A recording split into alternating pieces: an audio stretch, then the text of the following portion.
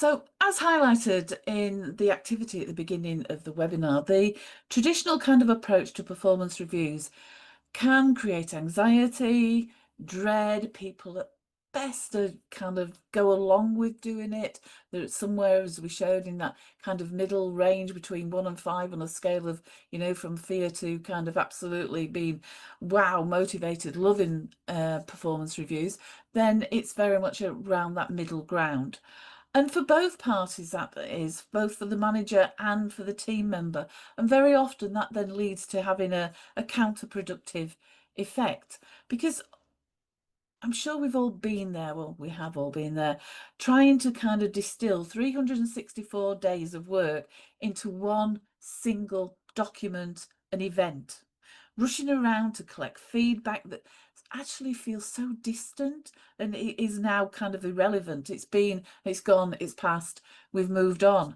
And it's ultimately delivering some kind of rating it usually involves that often can actually minimize future motivation rather than maximizing it.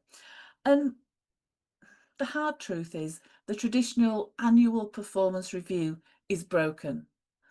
And for very simple reasons. It treats performance as an event, not a continuous, ongoing process.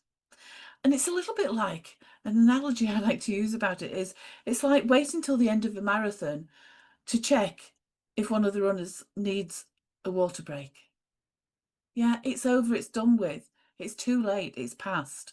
It's retrospective, it's administrative, and worst of all, it tends to trigger massive threat response in the brain, instantly shutting down our access to cognitive abilities, which involves that learning and growth. So the key shift that we must make, and the focus of this entire session, is really around moving from the performance event to a high performing culture. And this is nothing that is new. I mean, I recall certainly 8, if not 10 years ago, in some of the neuro leadership summits and things that I attend, this was already happening in organizations.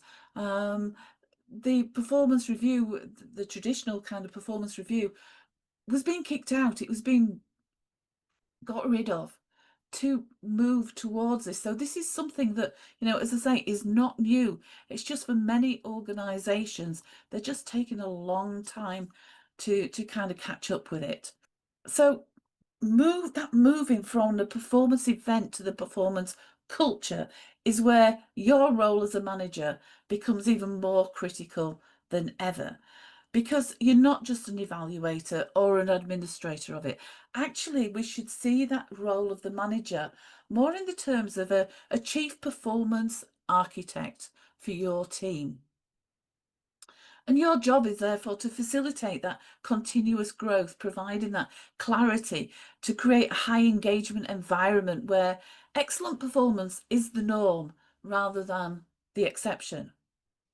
So again, over the next 50 minutes or so now, we're going to show you how to actually swap that once a year anxiety for daily empowering kind of coaching that drives real results and builds a truly engaged, future ready, which is very important these days, team.